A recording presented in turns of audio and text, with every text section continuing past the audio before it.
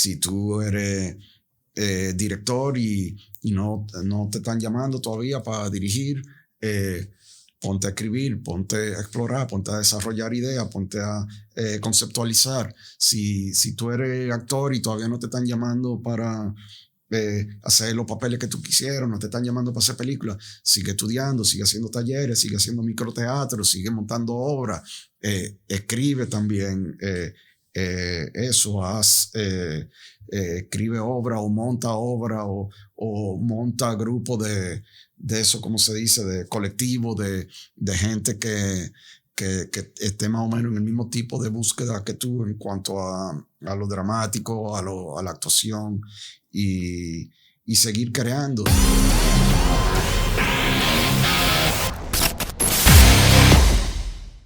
Señores, bienvenidos a otro episodio de Flow Digital Creativo, un podcast creado por artistas para artistas. Mi nombre es John Viera y estaré de host de este programa.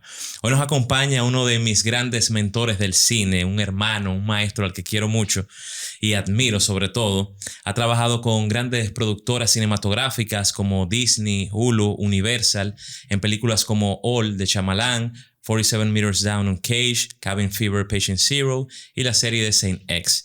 También ha escrito, dirigido y fotografiado otras películas como De Pez en Cuando, Amigo de, Sol en el Agua, Motel y El Trayecto.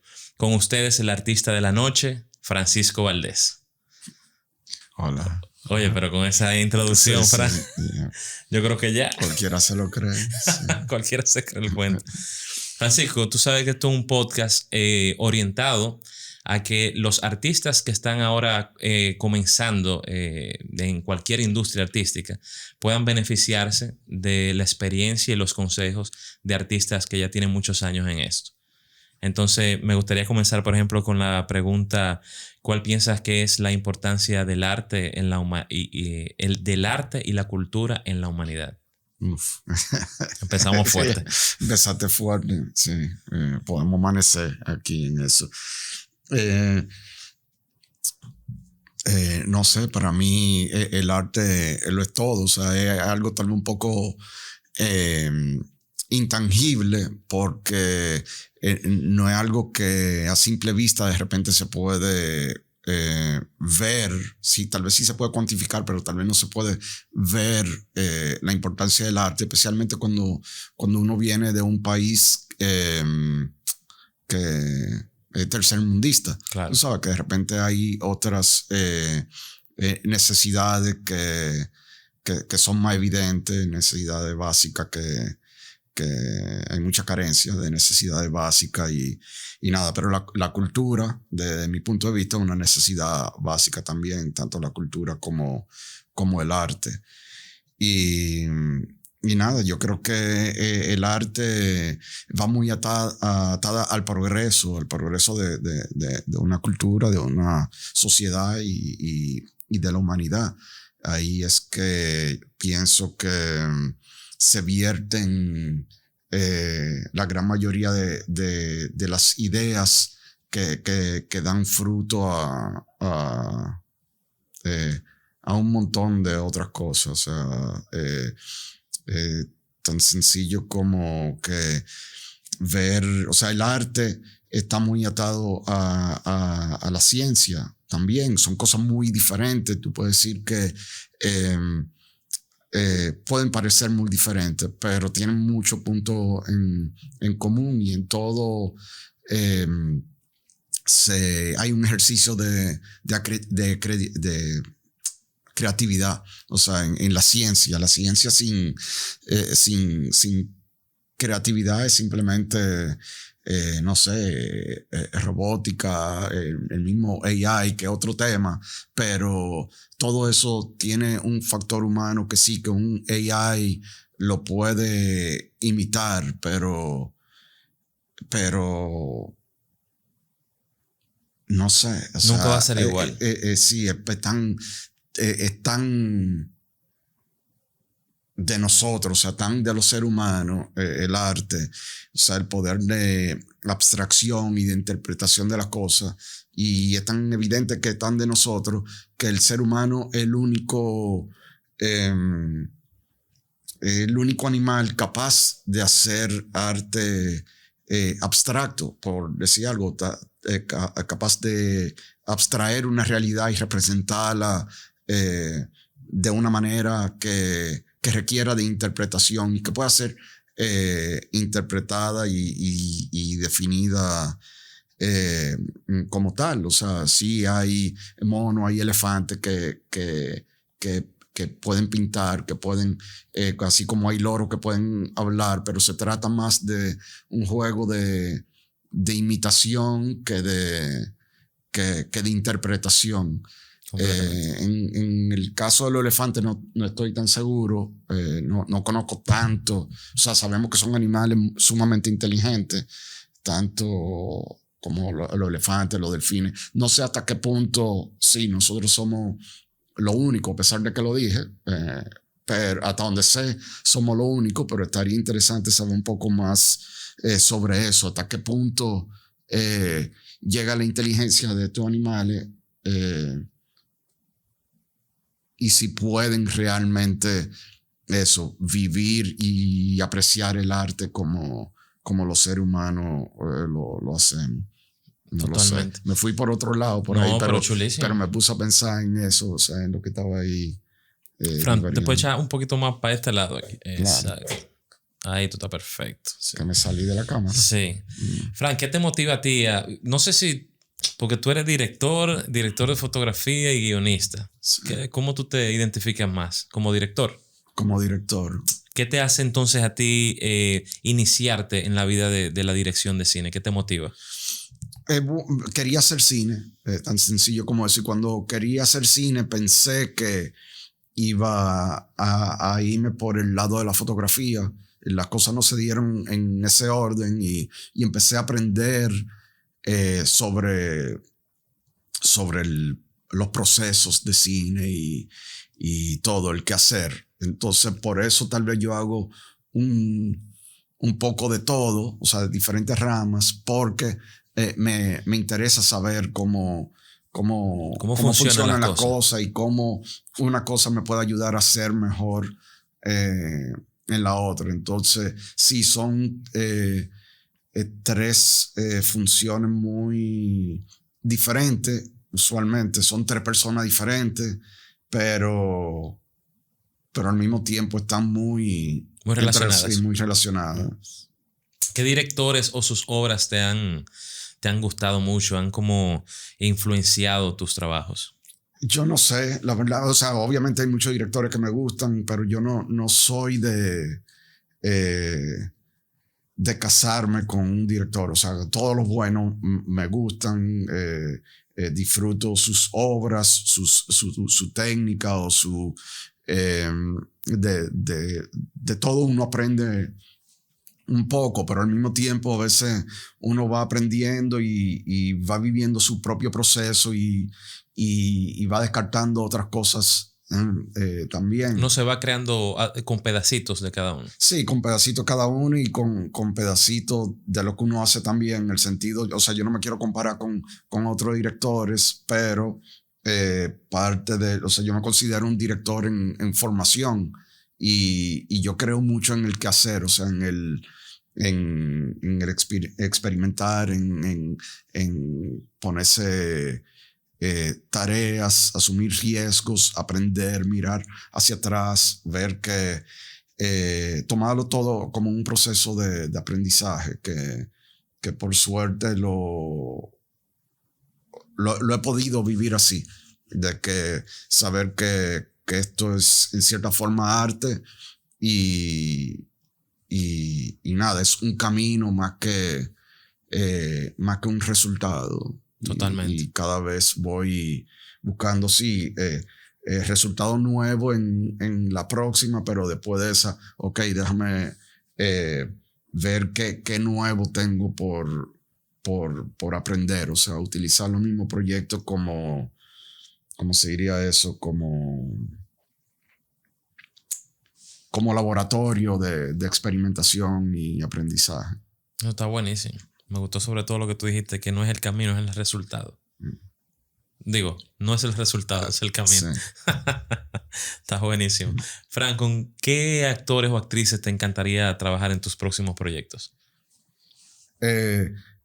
¿Locales o internacionales? Te lo dejo a ti.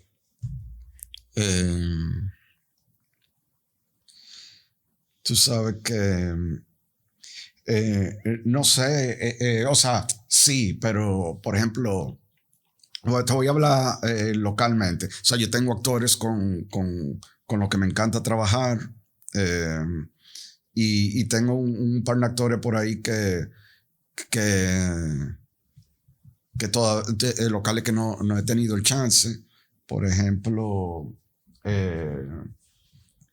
ahora en mi última película trabajé con un actor que tenía un buen tiempo queriendo trabajar con él, con Richardson Díaz.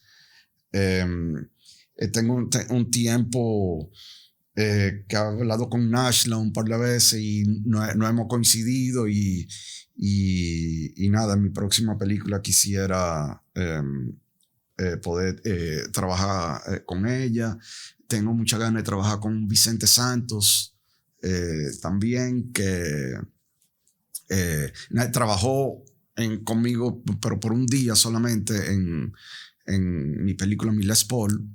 Pero eso fue un papel muy pequeño, muy corto. Pero tengo muchas ganas de eso, de poder hacer una película completa o tenerlo ahí como protagonista. Tenerlo ahí protagonista o coprotagonista. O sea, poder trabajar más. Más profundamente en los personajes. Sí, trabajar un poco más profundamente y es un poco para... Eso, un actor con el que tengo mucha ganas de trabajar y ver qué es lo que es y compartir un poco y eso. Me gusta eso. Fran, cuéntame un poco sobre tu proceso creativo cuando te inicias a dirigir una película. O sea, cómo comienza esa idea, cómo la reafirmas de que es algo que puede funcionar y cómo entonces la llevas a cabo. Ok, en mi caso tal vez un poco más fácil, entre comillas, porque hasta ahora todas las películas que yo he hecho son películas que he escrito yo. Entonces ya yo conozco muy bien la visión que la película, exacto. Sí pasa que a veces hay en las películas que yo he escrito y he dirigido, necesariamente no han sido en ese orden. O sea, de repente una película que me toca dirigir ahora, una película que tal vez yo escribí hace un par de años atrás y no se dio y de repente se da ahora. Entonces, pero sí me ha tocado escribir y dirigir inmediatamente, que es lo que más me gusta porque tú tienes la película mucho más fresca y la visión y todo. En el caso de una película que por decir algo que de repente tenía un tiempo engavetada, te toca otra vez adentrarte dentro de lo que era ese mundo. Entonces, la pregunta ¿cuál era? Perdón. ¿Cómo diriges una película desde tu punto de vista creativo? ¿Cómo nacen tus ideas? ¿Y cómo las llevas a la pantalla? Ok, te voy a ir... Mi memoria a corto plazo es muy corta. Somos dos, yo tuve que leerlo. Ok, entonces me hiciste 3 preguntas y dame una. Okay. Porque ya se me olvidaron. Tu proceso creativo, ya me lo dijiste, me lo explicaste más o menos. Bueno, te puedo contestar el proceso creativo, ok. Bueno, el proceso creativo del guión. Sí. ¿Te hablo sobre eso o de sí, del guión puede ser. Ok. Normalmente, para mí, el guión está dividido en 2 partes. Por decir algo, en la historia, que sería la trama, y en lo que tú quieres decir o en lo que tú quieres explorar. O sea, yo prefiero pensar en exploración más que decir. O sea, me resulta más interesante cuando uno utiliza como proceso creativo, o sea, no como resultado. Cuando uno utiliza una historia para explorar ideas, para uno hacerse preguntas, utilizarlo como un canvas de exploración, un poco de lo que hablábamos del arte al principio, cuando tú me preguntaste. O sea, como un juego de descubrimiento. Exacto. Yo creo mucho en eso, en los procesos, porque la verdad es que, o sea, nosotros trabajamos con muchas limitaciones. Tenemos muchas virtudes, pero también trabajamos con muchas limitaciones y algunas de esas limitaciones también somos nosotros mismos, y el resultado a veces no necesariamente es el ideal que uno hubiera querido, pero yo soy muy de proteger el proceso, porque es lo que uno aprende en el proceso, eso siempre queda, y trato de valorar eso, o sea, en mí y en las personas que están trabajando conmigo, de que esto sea de aprendizaje, independientemente cuál sea el resultado final de la película. Entonces, volviendo al guión, no me acuerdo si lo contesté, pero eso son dos cosas: la trama o historia, dependiendo del enfoque, y lo que uno quiere explorar o lo que quiere decir, dependiendo del enfoque también. Entonces, ¿por qué lo digo así? Porque de mi punto de vista, por lo menos cada película que yo hago, hay dos, entre comillas, dos historias paralelas. La que tú estás... la que tú le estás mostrando a los la demás. que tú estás mostrando, y la que está por debajo. Por descubrir. Por descubrir. La que es entonces, en cierta forma, la historia o la trama es el canvas o el pretexto en que la otra idea se desenvuelve. Entonces, tú puedes tener, no sé, una historia que tiene que ver con atrapar a un secuestrador, y es un policial que tiene que ver con quién es el secuestrador o whatever, dónde está escondido, que no sé cuánto, etcétera, etcétera. Y por otro lado puede ser una historia de relación familiar, que puede ser de abandono o de ciertos miedos o lo que sea, que es otra idea paralela que se va desarrollando en lo que es esa trama. Y cuando ya tú tienes, por ejemplo, la idea, por ejemplo, de la estructura del guión, de la historia y todo, ¿cómo tú validas que esta historia va a ser buena? Nunca lo valido. Tú le das para allá. Lo resolvemos en el camino. Hay que hacerlo porque yo pienso que si no... yo pienso que eso podría ser paralizador, ¿sabes? Porque el cine es tan lindo y tan duro a la vez que no importa lo que tú hagas. No me acuerdo qué libro yo estaba leyendo en estos días. Creo que era de William Goldman, un escritor muy conocido de Hollywood,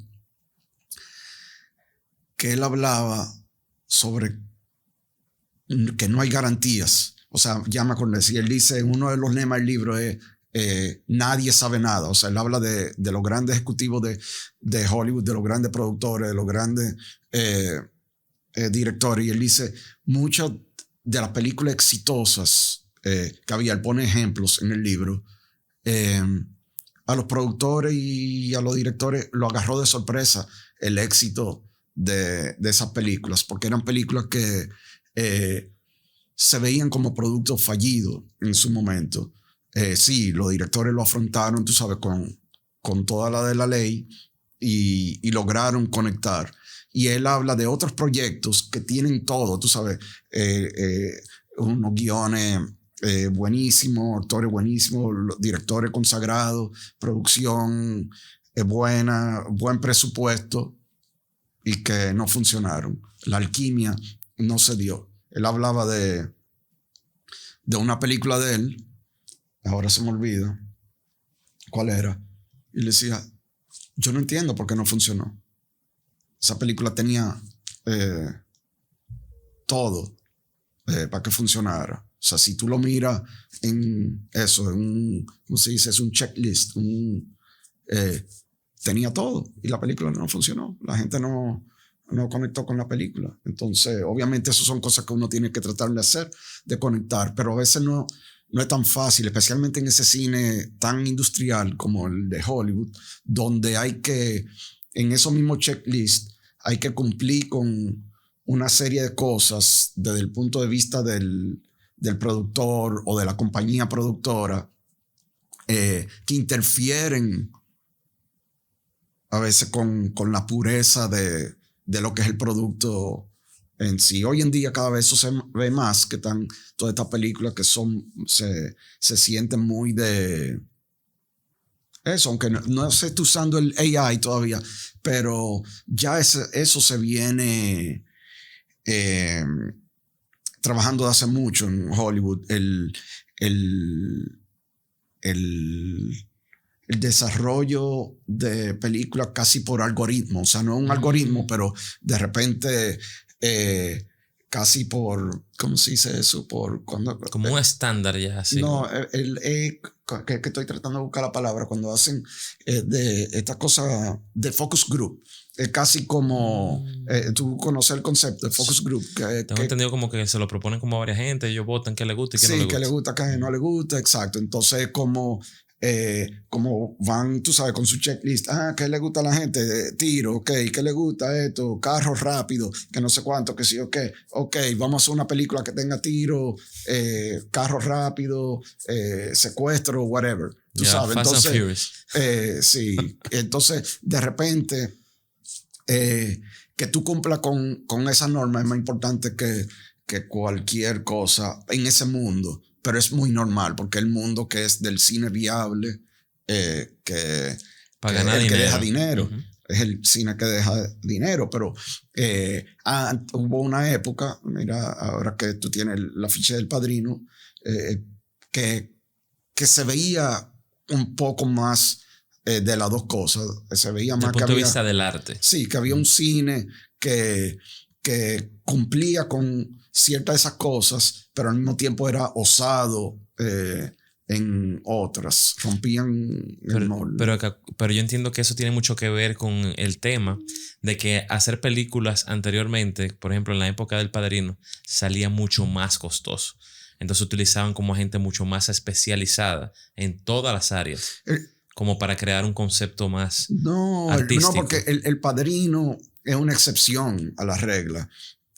Y el cine sigue siendo costosísimo hoy en día y los estudios sí, se la juegan o se la jugaban. Tú sabes, tú haces 5 películas, una de ellas, 4 se van como quien dice para el zafacón y una de ellas compensa las otras 4. Por lo menos en esa época había más riesgo de ese tipo, donde se sabía o se entendía que eso, que de 5, de 10, no sé cuál sería la fórmula matemática, pero se entendía que no todas iban a ser éxito. Hoy en día, tú lo ves, por eso hay muchos remakes, mucha parte 2, hay muchas películas de superhéroes que se sabe que eso gusta y vende, y no tan solo que son de superhéroes, sino que son de superhéroes conocidos, o sea, que te están vendiendo algo que... Un producto que ya está comprobado, o sea, ya está validado. Sí, que ya tiene su audiencia ahí. Y después de eso entonces viene la maquinaria de promoción. O sea, cualquier película de esa, claro, porque ellos entienden que se lo van a sacar, le invierten lo que tú no te imaginas en publicidad. Definitivamente. Yo creo que es una parte muy importante de las películas, sobre todo. Porque hay muchas películas que la gente dice como que pasan desapercibidas, pero no es que pasan desapercibidas, es que no le invirtieron en marketing. Sí, un ejemplo que yo puse otra vez que estaban en otra entrevista, que a veces hay gente que dice, pero yo me enteré que George Clooney hizo una película por 5 millones, una película independiente, y esa película dejó 100. Sí, él la hizo por 5 millones, tal vez no cobró, porque él de repente cobrará mínimo 1 millón, él salió como productor, pero esa película, después que la filmaron por 5 millones, o sea, porque es un número que de repente no es tan alejado a la realidad que nosotros vivimos. Esa película la filmaron por 5 millones, pero después le metieron 40 en promoción, después que la agarró el estudio o la distribuidora. Entonces no es una película de 5 millones, es una película de 45 millones. Totalmente. Porque a veces lo más caro, o sea, hay películas que son sencillas de filmar, cada vez se ven menos porque hoy en día el cine independiente hollywoodense ha muerto un poco en ese sentido, porque antes sí existía ese esquema de que había alguien que salía y hacía una película de $2 millones, que no sé cuánto, y luego conseguía una distribución y bla, bla. Pero hoy en día eso, la máquina de Hollywood está enfocada en hacer mayormente, con raras excepciones, películas de grandes eventos, de grandes explosiones, metafóricamente, tú sabes, de superhéroes o de acciones o temas muy grandes. Ya es difícil ver películas que salgan de Hollywood que sean, digamos, de carácter íntimo en lo que su historia representa y a nivel de escenario también. Pero yo siento que eso se puede ver como que hay cierta facilidad ahora mismo como para crear como tantas películas, como que ya uno no tiene el control sobre, como tú dices, uno nunca lo tuvo, pero ahora uno tiene menos control sobre lo que va a dejar dinero y lo que no va a dejar dinero, lo que va a ganar premio, lo que no va a ganar premio. Hay demasiado ruido y como que ahora como superar ese ruido es mucho más difícil que antes, porque hay demasiadas películas ahora mismo. Hay mucha competencia. Hay entre comillas, un exceso de contenido y tú lo ves, tú te metes a Netflix o HBO o a cualquiera de eso y tú te puedes quejar, no tiene nada nuevo, pero uno va a 1000 y son, tú sabes, una cantidad. Uno no ve nada nuevo por eso mismo, porque tal vez uno identifica lo que realmente vale la pena ver y lo que es. O lo que tú quisieras. O lo que tú quisieras ver, exacto. Sí, porque. Y tú ves como todos los mismos pósters, toda la misma cosita y tú, ok, eso no. Sí, y ellos tienen su algoritmo que también te van tirando los pósters dependiendo de lo que ellos entienden que a ti te gustaría. Por ejemplo, Netflix mide el tiempo que si ellos tienen un póster que tiene, por decir algo, una chica en bikini, ellos miden el tiempo que tú duras en quitar ese versus uno que tiene un tipo con una ametralladora, por decir algo. Y te van entonces tirando, si tú le das más clic o dura más tiempo mirando, entonces te empiezan a salir más cosas relacionadas que una que a la otra. Y no tan solo eso, esto por lo menos me lo dijeron a mí una vez, que tú pones tu Netflix, yo pongo el mío y de la misma película a los dos nos salen afiches diferentes. Wow. Te tiran el afiche de la película de que entienden que a ti te puede atraer más. Wow, eso no lo sabía. Hay que probarlo eso. Sí. Francisco, cuéntame un poco sobre los desafíos que tiene una película dominicana versus los que tiene una película de Hollywood. Ese contraste, como qué tan diferentes son. En cierta forma son lo mismo, pero a escala diferente. No importa qué película tú estés haciendo, ya sea, me imagino yo, tú sabes, ya sea Avatar o una película local. Nueva York 4. Sí, el dinero y el tiempo siempre te están cayendo atrás. O sea, no importa si tú eres Steven Spielberg, tú quisieras tener más dinero más recursos o más tiempo. Tal vez no es el mejor ejemplo porque es un tipo que es muy pragmático y filma muy rápido, pero hablando de esa escala de directores que uno pensaría, están consagrados, tienen todo lo que necesitan. No, tú te pones a ver eso, tú lees mucho de eso, de biografía, de cómo se hicieron algunas películas. Behind the scenes. Behind the scenes. Especialmente en biografía, que ahí es que se ve más, especialmente cuando ha pasado un tiempo, porque behind the scenes están diseñados muchas veces para vender la película, o sea, para idealizar un poco esa experiencia. A veces cuando tú lees entrevistas, llama en retrospectiva, que ha pasado un tiempo, entrevista no biografía, tú te enteras más de los problemas de producción que hubo en ese momento, de que de repente querían filmar tantos días, no pudieron, o que querían filmar en tal sitio, no podían y tuvieron que buscar alternativa, ser creativo y ¿Cómo tú manejas esa situación personalmente tú? O sea, en el set, tú sabes que siempre hay muchos problemas, muchas cosas que se presentan que no estaban planteadas. Tú como director, ¿cómo tú manejas eso? Como te dicen, mira, no se va a poder filmar hoy, por ejemplo. Sí. Yo soy muy riguroso en la preproducción. Confío mucho en la planificación y soy de arroparme hasta donde me da la sábana. Entonces yo entro a filmar sabiendo, digamos, la película que voy a poder hacer. O sea, como que el momento, o sea, cualquier ilusión que podía tener de hacer una película más grande o lo que sea, en la preproducción yo me di cuenta. O sea, yo no soy un director de darme cuenta de que llega aquí, pero esto es más chiquito de lo que dice aquí en el guión, de lo que habíamos hablado. Bueno, porque tú no me... Tú sabes que hay directores que le pasa eso, su production designer, bueno, es que tú no me dijiste qué tamaño tú lo querías, tú nomás me dijiste que es grande, esto para mí es grande, no sé qué. No, para eso está la preproducción, para unificar conceptos, y si no lo puedo unificar, por lo menos para tú saber que tú vas a llegar al sitio que va a llegar, cómo son las cosas, o sea, eso es instrumental, o sea, cómo se diseñan las cosas, cómo se construye,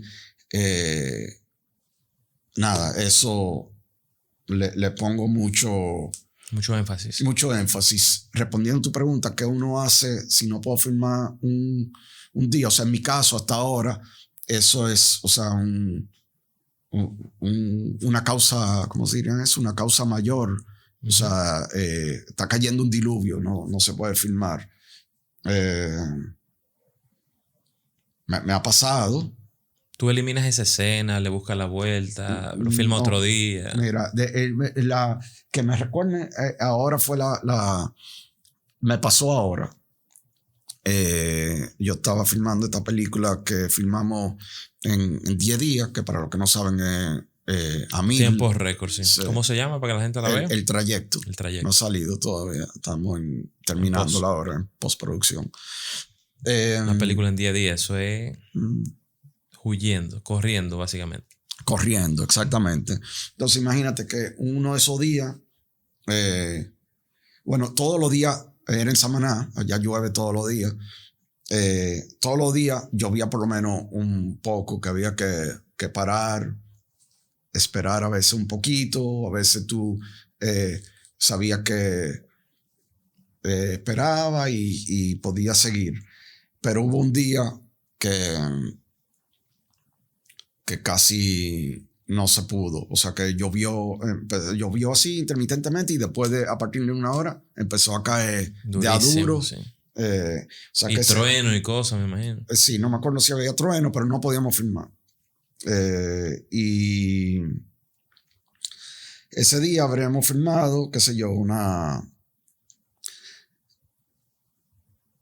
tercera parte de lo que nos tocaba filmar ese día. Imagínate. O sea, básicamente un día completo perdido.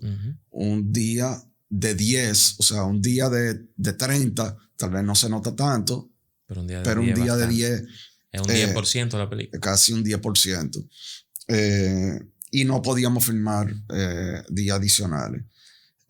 Muchas veces se hace eso. O sea, si tú tienes el presupuesto, la posibilidad, tú, ok, este día lo ponemos para el último día o mañana retomamos aquí mismo, ponemos un día de más, etcétera, etcétera.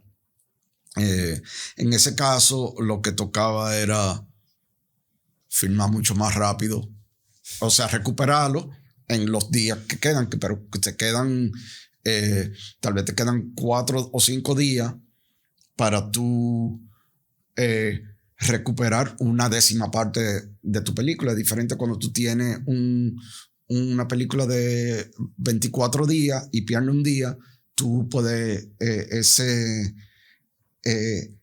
día tú lo puedes dividir en 24 partes a través del resto del rodaje. A veces depende de donde tú estés. Hay veces que tú tienes un solo día para filmar en un sitio, ya sea porque los permisos, la cosa. Los permisos, etcétera. Y si no lo lograste,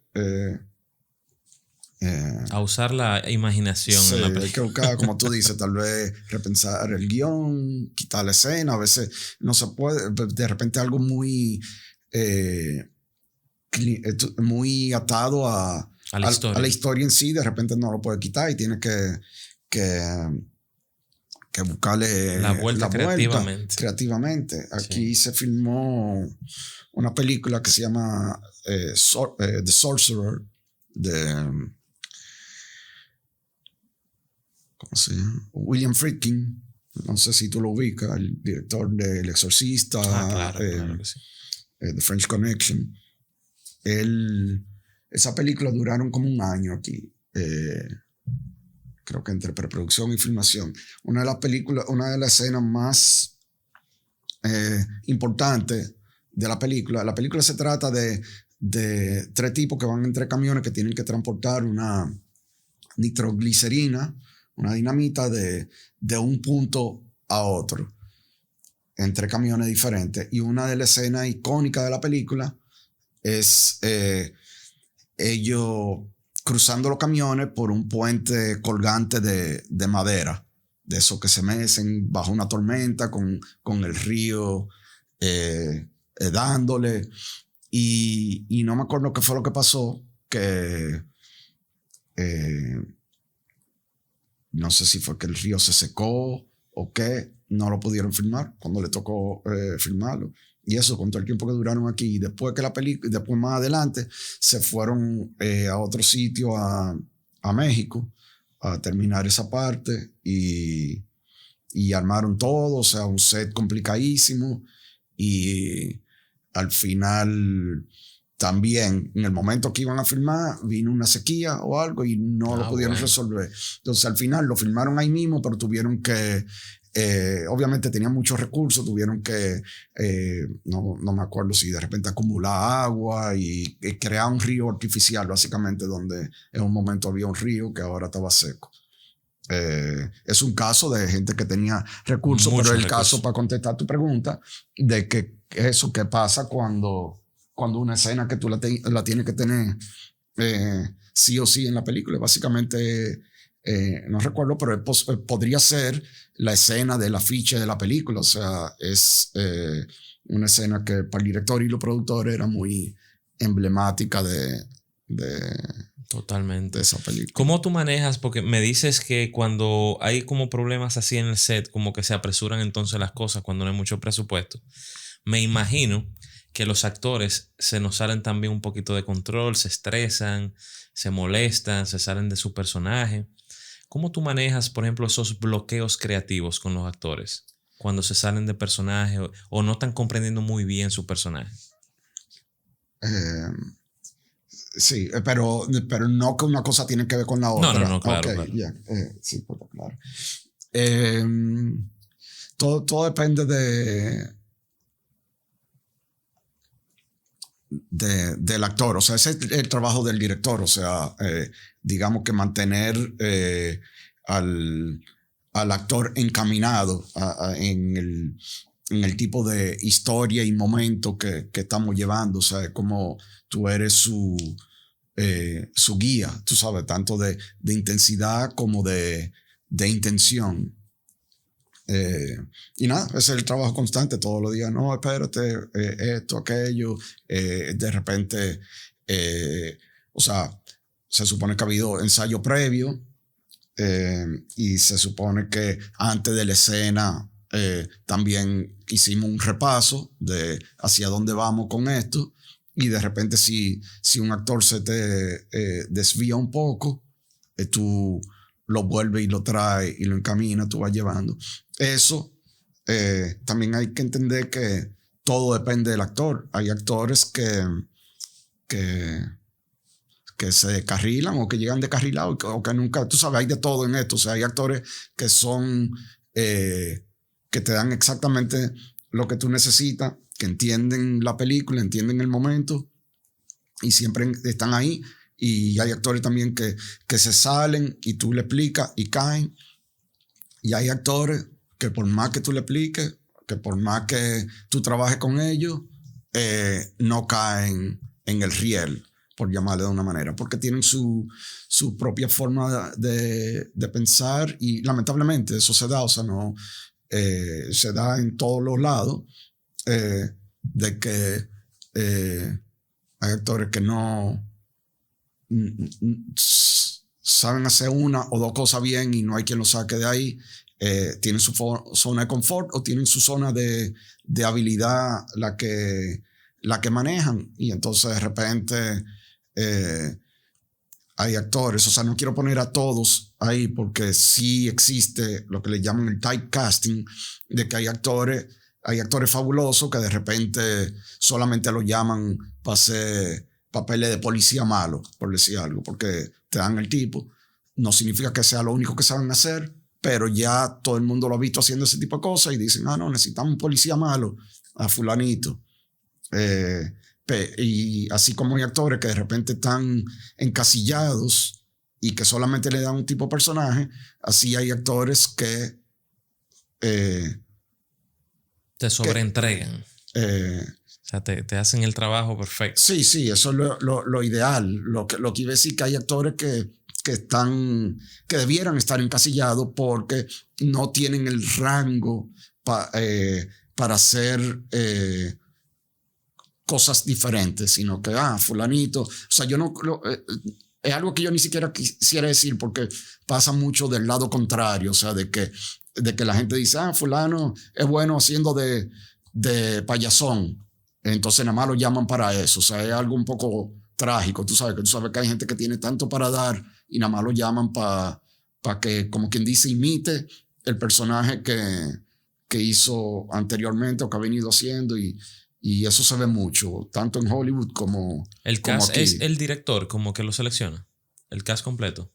Sí, pero es un diálogo, o sea, depende de la estructura, o sea, al final en una película el jefe absoluto es el productor, que es el dueño de la película. Obviamente en la estructura normal, el productor es quien te ha contratado a ti y te ha contratado porque confía en tu criterio creativo, etcétera, etcétera, pero eso no quita que él tenga su propia opinión y que de repente diga, no, para este personaje no me da fulano o fulana. Un caso, o sea, en el mismo Padrino, mírate esa serie que te recomendé, The Offer, los productores, Francis Ford Coppola quería a Al Pacino, que en ese momento era prácticamente un desconocido, y los productores estaban que no. Y mira qué papelón. No lo querían. Hasta el último día, hasta así forzado, el día que le tocó, o sea, a él le pusieron una de sus escenas más emblemáticas, se la pusieron el mismo día de rodaje, porque él prácticamente estaba botado. Entonces Francis Ford Coppola y su productor de cabecera, él le dijo, tiene que poner, viene el dueño del estudio, viene mañana a la filmación, tenemos que poner a Al Pacino en la escena en que él lo puede impresionar. Y así fue, cuando él hizo la escena, que el tipo lo vio, dijo, ok. Marlon Brando tampoco lo querían para... y tengo entendido que al director de fotografía tampoco, por el tipo de iluminación que estaba haciendo. No, era Francis Ford Coppola que no lo quería, irónicamente. O sea, que no se llevan bien, no que no lo quería porque él... obviamente era un director de fotografía muy bueno, consagrado, pero ellos no se estaban... tenían estilos. En ese momento, Francis Ford Coppola era un director que no tenía tanta experiencia y venía de hacer otro tipo de cine y tenían un estilo de filmación muy diferente. Por ejemplo, era una fotografía muy expresionista que requiere, tú sabes, de luces muy puntuales, muy específicas, puestas en un lugar y de una manera, lo cual implica que los actores tienen que, para que la iluminación le funcione, tienen que caer en un punto específico cuando caminan, cuando hablan, porque de repente si no caen en un punto de sombra o de repente le da una sombra no favorable. Y Francis Ford Coppola estaba, por lo que tengo entendido, ¿no? Tenía un sistema de filmación un poco más libre y estaba dejando que los actores se movieran libremente para que se pudieran expresar, y el otro venía de una escuela un poco más hollywoodense en el sentido de que tú sabes cómo es, que eso claro, que lo ha vivido, que no, tú tienes que caer en tu marca. Y nada, aparentemente, por lo que tengo entendido, Francis Ford Coppola en ese momento no estaba acostumbrado a eso. ¿Cuáles son las habilidades que tú les recomendarías a aquellas personas que quieren introducirse en el mundo de la dirección de cine? Irónicamente, la escritura. Yo creo que el cine, o sea, que aunque tú no vayas a escribir tu propio guión, hay que saber cómo funciona un guión y la mejor manera para hacer eso es escribiendo guiones.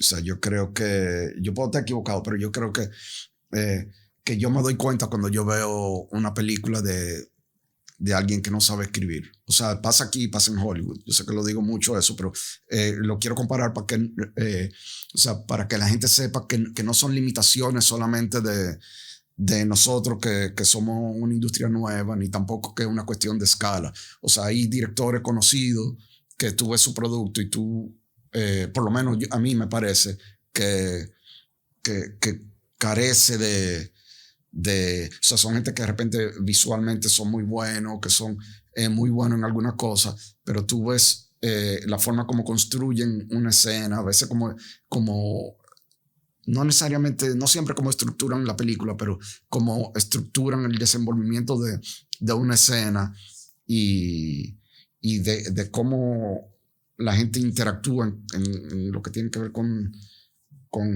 lo que dialogan, que eso, que me da la impresión que no saben escribir, porque yo creo que si tú has escrito lo suficiente, tú te das cuenta que hay mejores formas de hacer las cosas. Sí, hay cosas que sobran y hay cosas que son necesarias que a veces hacen falta, y yo creo que eso se aprende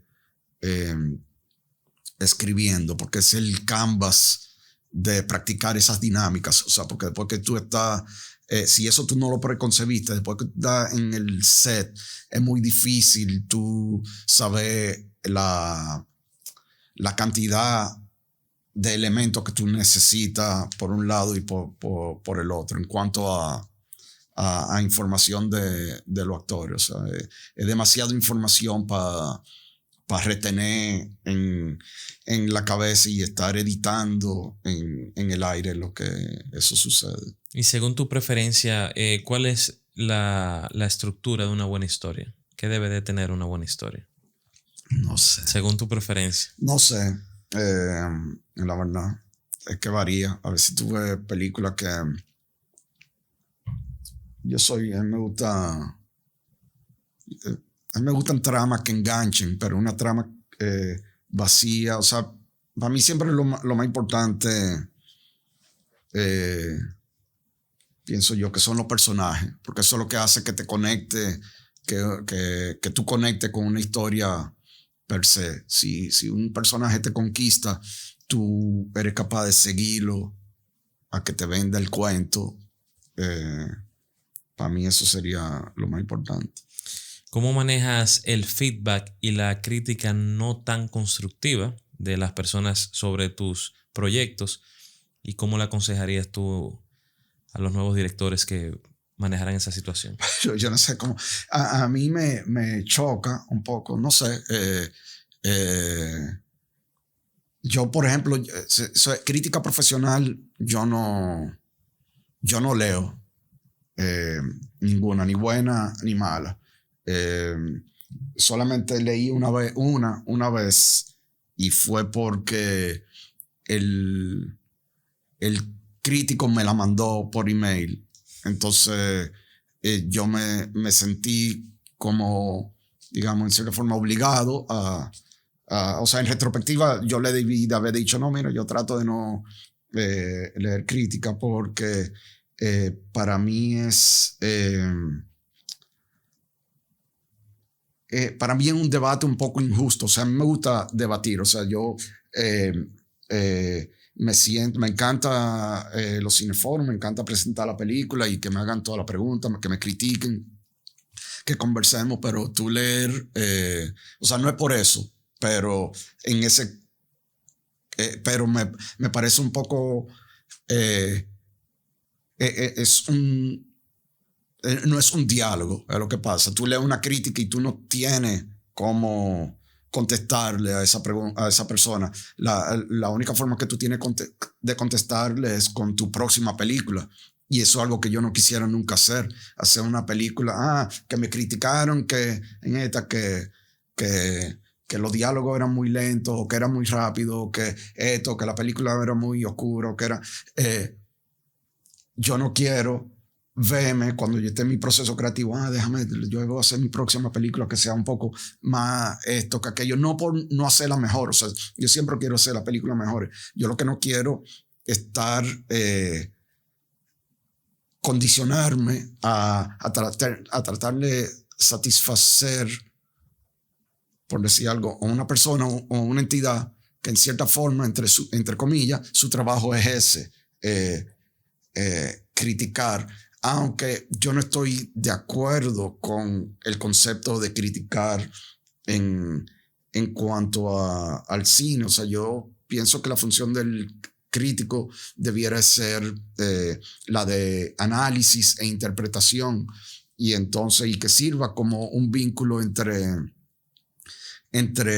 el mundo interno del director y el público que de repente tal vez no tiene la herramienta para interpretar algunas cosas, y también algunos avances de qué tipo de película es, para ver si le va a gustar o no. Yo sé que hay momentos y hay películas que de repente tú puedes pensar que se merecen que le den con el látigo, pero yo creo que puedo estar equivocado, que se ha confundido lo que es la labor del crítico. Yo no quiero decir que todos sean así. O sea, de hecho yo leo muy poca crítica por decir algo, de películas locales, por eso mismo, porque para yo poder enfocarte, concentrarte y verla por mí mismo. Pero he notado que hay una tendencia a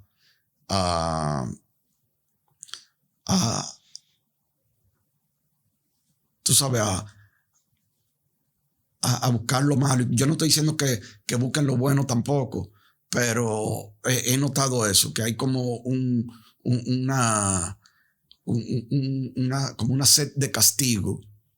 Puedo estar equivocado, pero es lo que yo percibo a veces. Y entonces a veces veo con ciertas películas que de repente los creadores tienen cierto favor. Cuando digo favor, no que le den, sino que de repente son creadores que anteriormente han hecho cosas más que tienen más mérito. De repente hacen películas fallidas, y de repente ahí sí se mantienen un poco al margen del castigo. Son más genéricos en su opinión, y eso, perdón que estoy ahí como pensando. Entonces eso, y que creo que hay como una mezcla, hay un sentido de opinión más grande que el sentido de análisis. Es lo que para resumir un poco, o sea, como que a veces eso, como que toma mucho peso la opinión del crítico versus el desglose de lo que es la obra. Excelente. ¿Qué piensas que va a pasar ahora con esto del tema del streaming, el cine convencional, los royalties? Sí, eso está complicado. Yo no sé qué va a pasar. Mira, ahora estamos en el medio de dos huelgas históricas. La de el sindicato de actores de Estados Unidos y el de los guionistas. Está complicado. Parte de los guionistas empezaron primero, parte de lo que ellos dicen que ahora casi es muy difícil. Sí, en todo siempre hay un grupito que sobresale y que cobra otra escala. Pero lo que ellos dicen que hoy en día es muy difícil ganarse la vida siendo escritor de serie, empleado de una serie o empleado de una película de streaming, porque antes de repente tú tenías una escala de salario que podía ser, no ser tan alta, pero tú ganabas, tú tenías puntos dentro de la producción y tú ganabas en base a la venta de la película. O sea, en el caso de televisión, cantidad de veces que se presenta el producto, dependiendo de la cantidad de gente que la ve. Ahora en streaming, entonces parte de lo que ellos exigen es que ellos no tienen un beneficio. O sea, si tú escribes una película y la ven 10 millones de gente, a ti no te van a dar un centavo más, te dan lo que te dan como un precio único. Entonces ellos están pidiendo que los streamers tengan más transparencia entre la cantidad de gente que ve un producto específico para ellos poder exigir o poder llegar a un acuerdo de remuneración en base a desempeño. ¿Y los actores? Por ahí deben dar la cosa también. Con lo de eso de inteligencia artificial, todo eso. Eso es otro tema aparte, más complicado.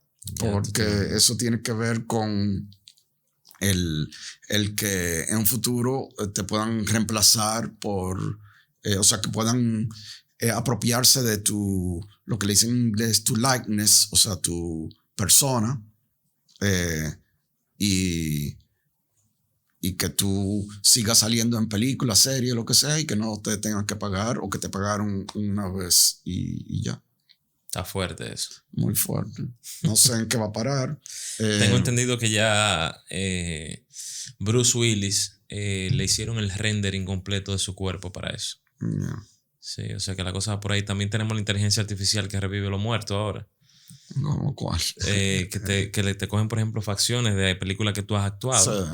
Y le dan vida a los personajes a través de eso. Sí, eso. Y tienen en cierta forma un tiempo sí, haciéndolo.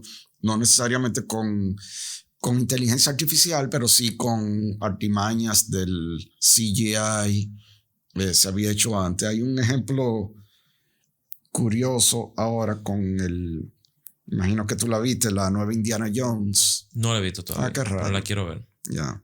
Ahí no te voy a contar mucho, pero hay un pedazo de que transcurre en el pasado y sale un Harrison Ford joven. Pero lo hicieron en The Irishman también. Que lo pusieron. Pues sí, pero no funcionó. Sí. ¿No te parece que sí? No. Lo vi con menos arruga y cosas así, pero me imagino que este fue falso. muy... Este era bastante creíble.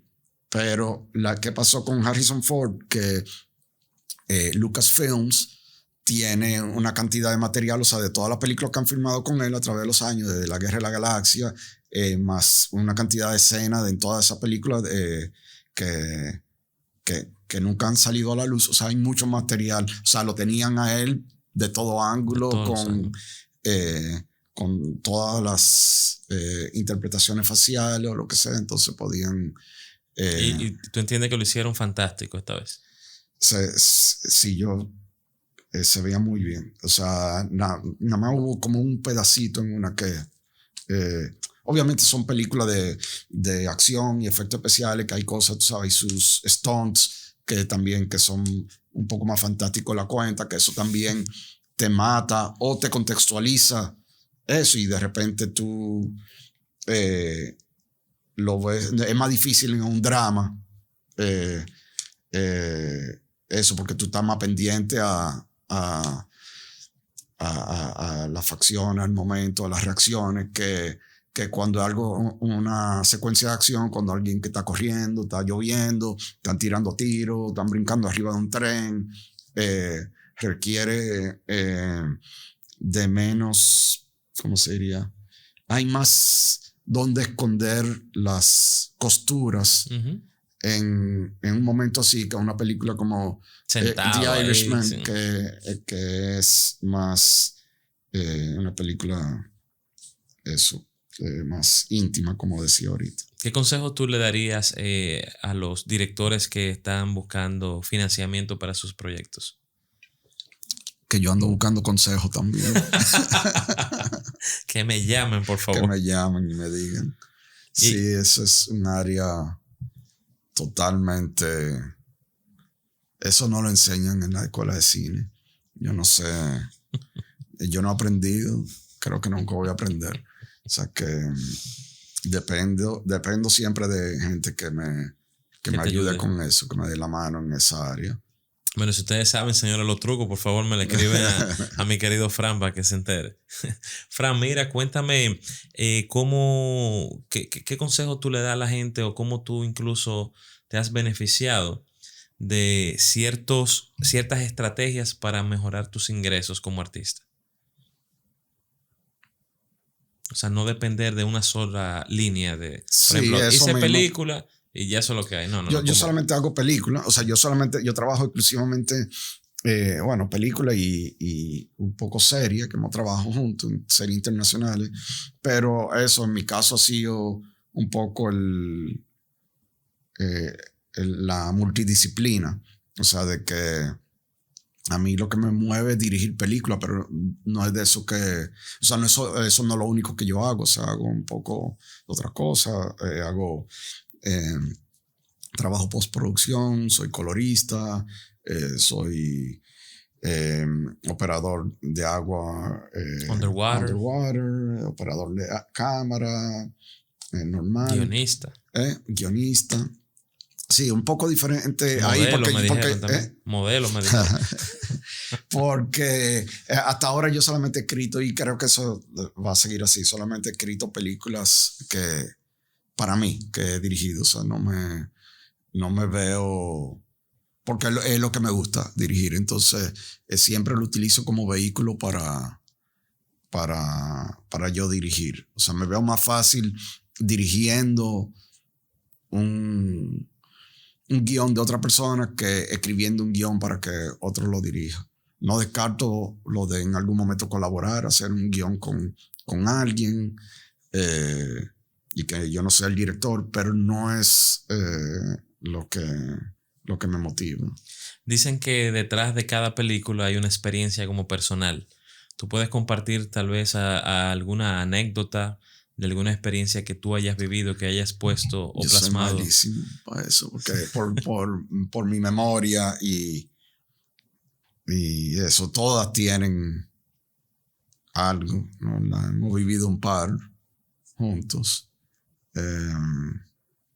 pero yo voy, no sé, no retengo mucho en ese sentido. O sea, si nos juntábamos un día y empezamos a hablar sobre eso, yo, sí, no sé qué, pero no, nunca. Y especialmente en películas que yo dirijo, porque yo estoy tan, digamos, enfocado en mi trabajo que esos momentos a veces a mí se me pasan o pasaron y de una vez, ok, a lo próximo. O sea, es hacer película es muy interesante, pero al mismo tiempo es un trabajo y que donde el tiempo es muy valioso. Entonces, como director, a pesar de que yo lo disfruto tanto, pero siempre estoy con esa carrera contra el tiempo, digamos, que es difícil yo sacarme el momento como para, por decir algo, como ¿cómo se dice eso? Como de soltar y, ok, déjame con un break, como que cuando yo estoy dirigiendo, o sea, los breaks son para planificar o pensar lo que viene, etcétera, etcétera. Y yo sé que eso no contesta tu pregunta para nada, pero yo estaba tratando de hacer memoria a ver si me acordaba de algo y siempre, y nada más tenía flachazo de lo que viene ahora, lo que viene ahora, lo que viene ahora. Y el cine es eso para mí, lo que viene ahora, lo que viene ahora, lo que viene ahora. Es así mismo. Fran, cuéntame un poco, ahora que nos estamos tomando esta cervecita. Para ti, ¿qué es la felicidad? En cierta forma, para mí la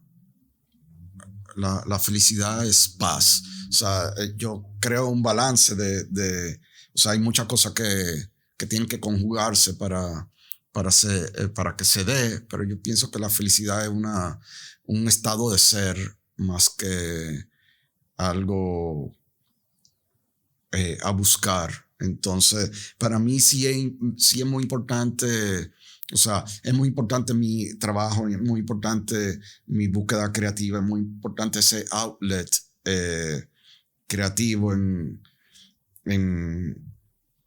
mi persona y en mi vida y al mismo tiempo eso puede hacerte la vida muy frenética, o sea, lo que nosotros trabajamos, eso, el tema tiempo, el tema, pero que a pesar de que el trabajo me da mucha felicidad, cuando yo soy más feliz es cuando yo estoy tranquilo. O sea, sí, para yo estar tranquilo tengo que hacer ese tipo de cosas también, o sea, tengo que producir y me da felicidad producir, me llena mucho, pero eso, la paz, o sea, yo soy más feliz, o sea, compartiendo con mi familia, con mis amigos y estando tranquilo, a gusto. Y yo soy una persona muy introvertida, a veces a veces para mí compartir con un grupo de amigos simplemente estar sentado en una esquina callado mientras todo el mundo habla y disfrutar ese momento. O sea, que lo comento porque me ha pasado que a veces hay gente que te pregunta, te ve, tú sabes, todo el mundo, tú estás bien, la estás pasando bien, te pasa algo.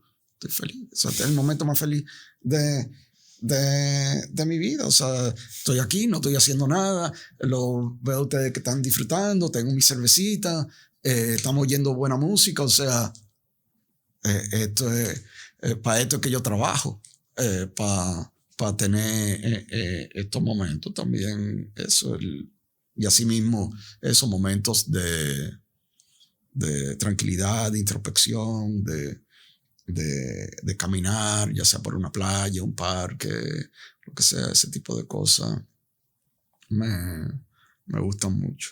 Buenísimo, Frank. Está muy emocionante ese viaje introspectivo. Muy aburrido. No, para nada. Para sí, nada. es muy aburrido. Mi felicidad, lo que a mí me hace feliz, para mucha gente puede ser aburrido, porque no hay, por eso te hablé tanto, tal vez para poderlo escribir, porque no hay eso. Hay alguien que dice, no, lo que me hace feliz tirarme de paracaídas o esto, hacer aquello, ganarme millones o lo que sea.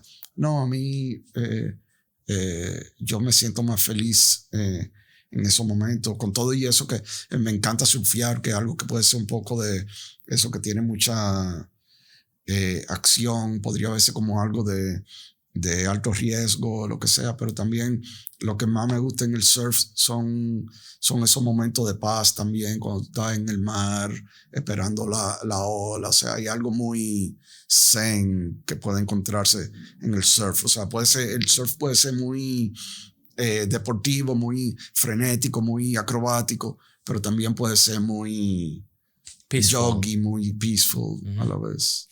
Cuéntame un poco sobre qué recursos te gustaría recomendarle a los aspirantes a directores. Recursos como películas, no sé si conoces alguna escuela online, gratuita, canales de YouTube. Estoy pensando, yo leo foros, o sea, todo depende de cuál sea tu enfoque. Obviamente,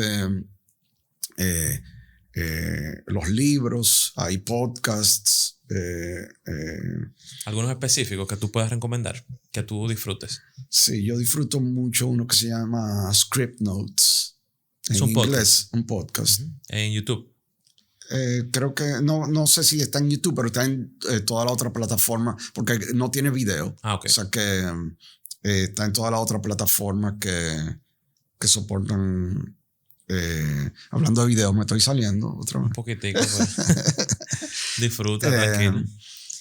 Con inteligencia artificial te arreglamos. Ok, me ponen Al Pacino ahí, pero de 40. De 40. ¿Qué te decía? Eso sí, podcast. Entonces, foros. A veces los foros son temáticos de algún equipo, alguna ¿cómo se dice? Técnica específica. ¿Algún foro en mente? Que yo tengo sigo un foro de cinematografía y sigo 2 foros de post. Lo de post, uno es el de Blackmagic, que tiene que ver con todo lo relacionado al DaVinci Resolve, que es el programa de corrección de color, y sigo otro que se llama Lift Gamma Gain, que es más de post en general. ¿Y algún libro que puedas recomendar para la dirección? Dirección. Déjame pensar. Hay uno, el libro de Sidney Lumet. ¿Cómo se llama? Se me olvidó. Creo que se llama Making Movies, no me acuerdo. Pero Sidney Lumet es un director muy conocido, ya murió.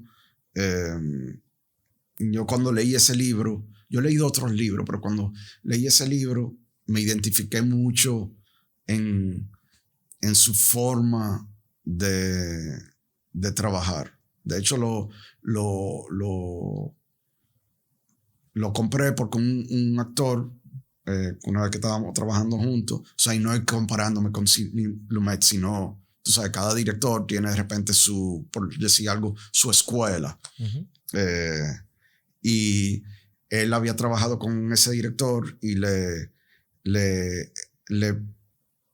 entendía que yo seguía como los lineamientos, en mi forma de trabajo, que yo seguía los lineamientos de cómo le gustaba trabajar a este director. Entonces decidí leer el libro y efectivamente encontré muchas cosas que tienen que ver con mi forma de trabajo, que para mí vienen del quehacer y de un poco de cómo yo veo las cosas y algunas cosas intuitivamente, de cómo él le explica, es un director con muchísima experiencia, cómo él le explica con fundamento y de cómo, porque él entiende que así es que se deben de hacer las cosas y para mí fue... Es muy interesante como encontrarse con alguien como que te describa sin tú ni siquiera conocerlo.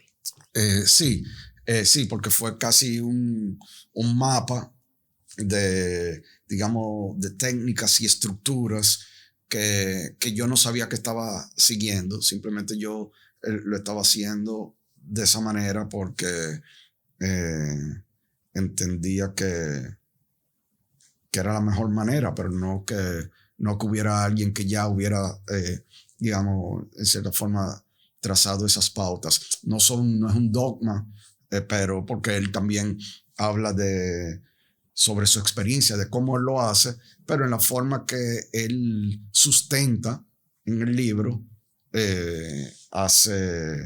tiene un peso diferente que si yo te digo aquí cómo yo trabajo, porque cada quien tiene su forma. Claro, ¿no? O sea, ni necesariamente la forma de ese director no es la mejor, exacto, no es la de cualquier otro, pero es con la que yo me identifico. Entonces, por eso mismo, yo no le diría a alguien, tiene que hacerlo como Sidney Lumet, porque de repente a ti lo que te toca hacerlo como Francis Ford Coppola, o como Atom Egoyan, o como Emil Kusturica, o sea, como cualquier otro, que cada quien tiene su receta que le funciona, o tal vez te toca encontrar tu propia receta, pero eso hay que buscar, o sea, esto no es... Esto es otro tema aparte, voy a cerrar ese, pero una de las cosas que más detesto es la gente que piensa y que se mete en esto pensando que esto es...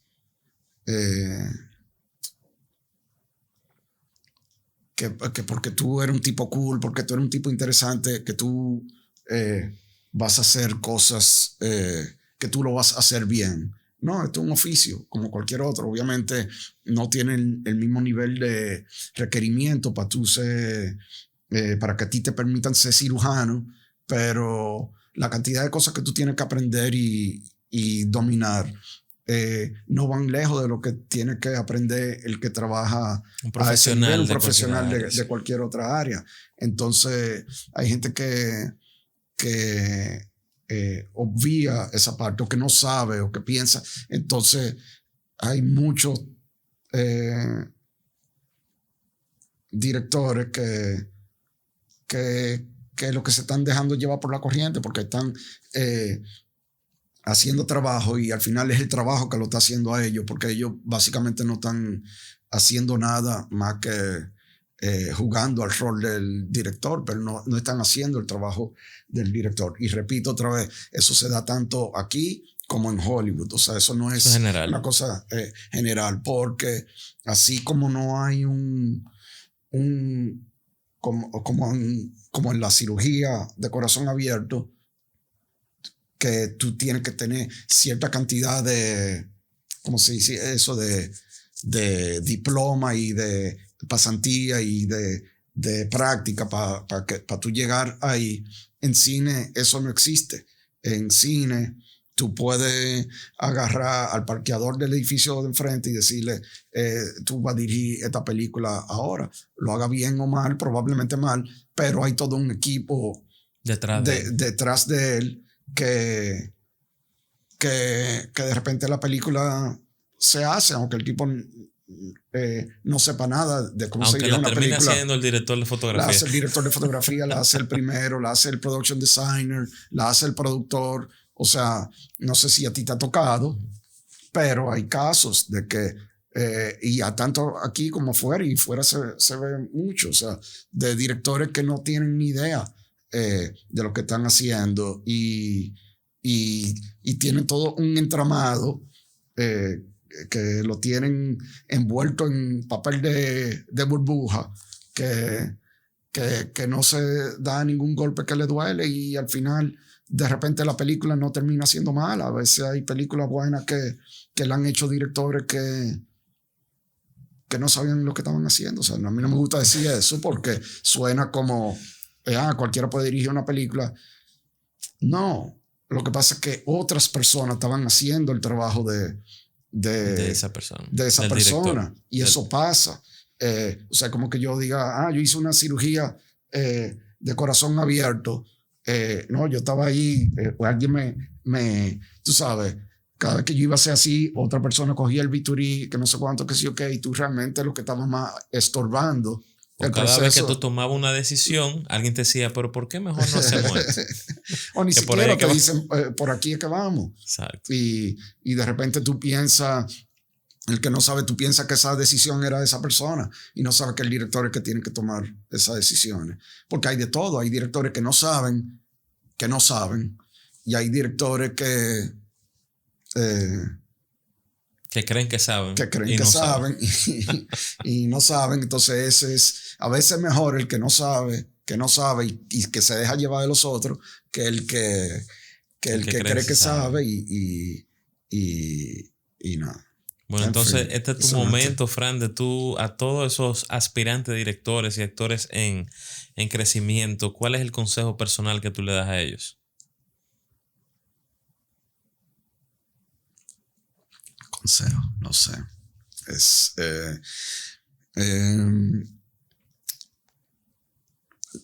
formarse. O sea, de lo otro, de nada hay garantía en esto. O sea, yo cada vez estoy tratando de superarme, de crecer, de poder vivir de esto con dignidad.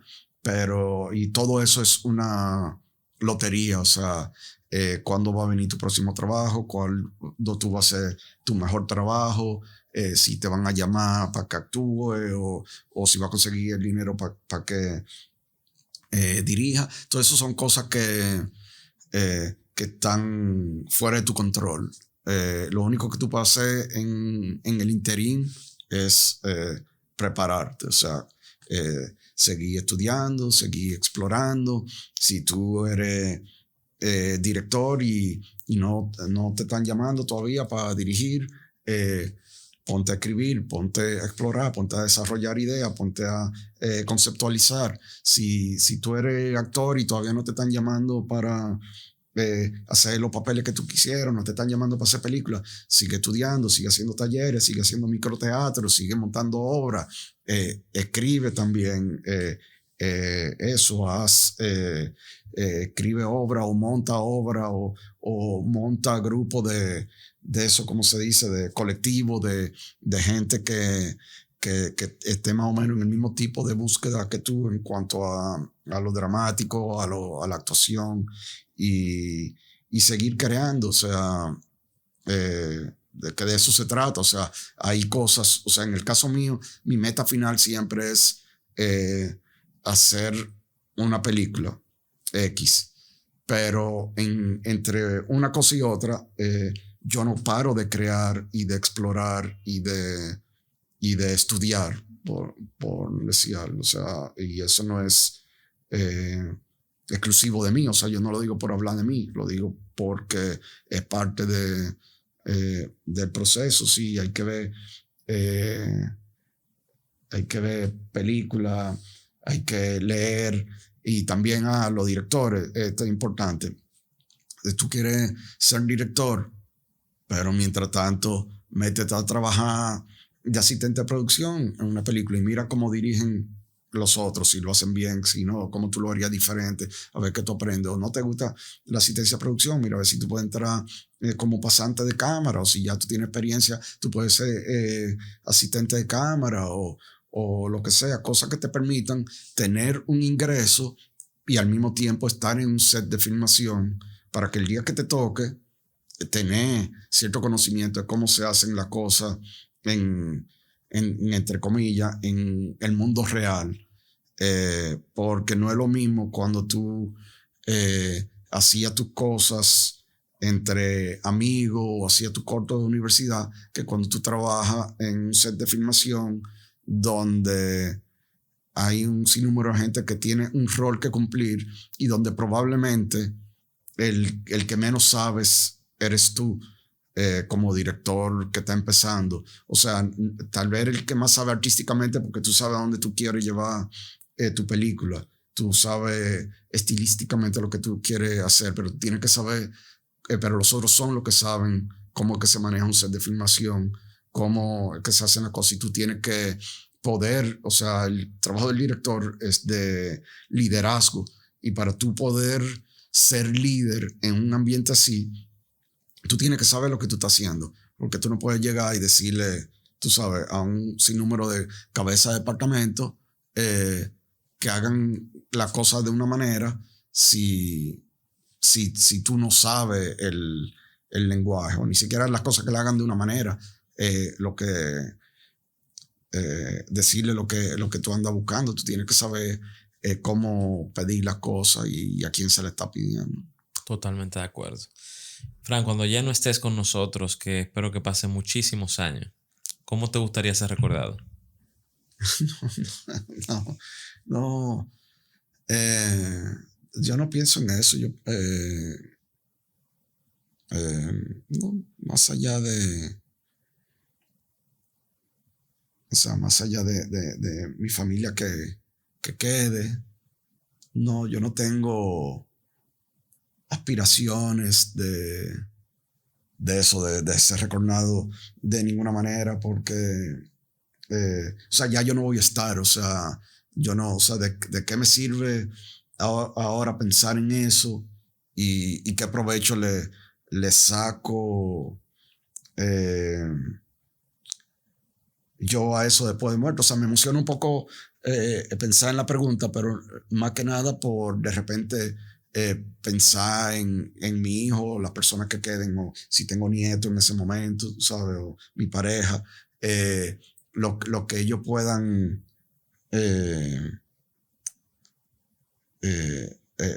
pensar de mí, y eso no me preocupa en el sentido porque son personas que te conocen en esencia y que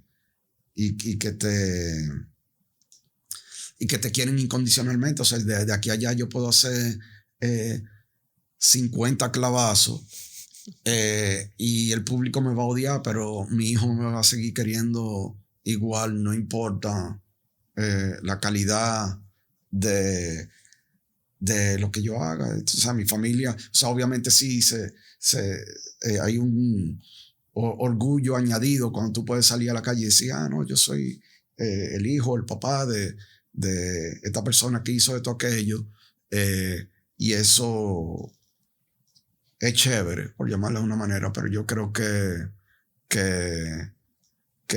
la gente que te quiere no necesita esa validación externa como para que eso, sí, podría ser chulo para ellos. Para mí, ya yo ya está muerto. Está muy bonita esa pregunta. Está como con cero ego, tú sabes, cero expectativas. Eso me gusta. ¿Cuáles son tus próximos proyectos? ¿Qué podemos esperar de ti en los próximos años? Ya, yo estoy terminando ahora la película El Trayecto. Tengo otra película que se llama Mila Sport, que la filmé justo antes de la pandemia, que a través del proceso de la pandemia tuvo un par de, digamos, de contratiempos, y ahora estamos en el proceso de poder levantar digamos que el dinero que hace falta para poderla terminar. O sea, que esperemos que pronto, un proceso de aquí más o menos 6 meses, que esa película puede estar terminada. Y El Trayecto la estoy terminando ahora.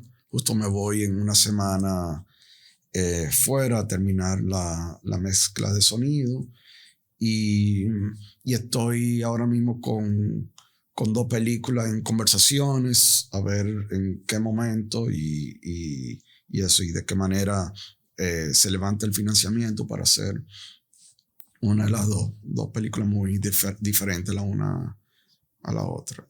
¿Dónde podemos ver tus películas? Por ejemplo, Sol en el agua. ¿No la tienes todavía no en ningún está. streaming? Va a entrar en algo, en un canal en Estados Unidos de distribución, pero ahora mismo no, todavía no está asequible. O sea, sí, cada cierto tiempo se presenta, si pueden estar pendientes a veces a través de la Cinemateca, a veces a través de la SC, que se dice, lo de Entrenamiento Cinematográfico del Caribe, que lo lleva Elías Muñoz. Bueno que lo sigan, además de que dan cursos de capacitación profesional para la industria. De vez en cuando hacen ese tipo de screening porque les gusta. O sea, muchas veces son en un espacio universitario, pero están abiertos al público en general. O sea, de repente hace menos de una semana yo presenté una de mi película Amigo de, la presenté en Intec, pero abierto al público, o sea que era abierto al público, que era para los estudiantes de allá, pero cualquier otra persona. Eso se anuncia en Instagram y ese tipo de cosas, y el que quiera ir la puede ir a ver. Excelente. Sol en el agua la presenté hace como un mes al aire libre ahí en la Plaza de la Cultura. O sea que cada cierto tiempo, o sea no cada rato, pero cada cierto tiempo surge una oportunidad de esa para ver la peli. Fran, te agradezco muchísimo todos los recursos, la experiencia, la amistad, el tiempo de enseñanza que tú me dedicaste durante todos los rodajes que hicimos juntos. Y espero que esta no sea la primera entrevista, sino una de tantas. Última entrevista. Cuando tú quieres, yo espero que eso no hayan sido los últimos rodajes entre nosotros. Yo sé que tú estás semi-retirado del cine comercial, pero eso, tú has sido una ayuda invaluable trabajando conmigo, y siempre que trabajo te extraño, tanto en lo profesional como en lo personal, y también cuando terminamos de filmar los momentos de agrado, tú con tu guitarra, con la guitarra y tu música cantando. Después de 12 horas de tropeo. Sí, después de la parte técnica, porque el que no lo sabe, ser asistente de cámara es muy técnico, un mundo de mucha responsabilidad y de mucho movimiento físico que de repente no permite para mucho desahogo o interacción. O sea, un puesto que exige mucha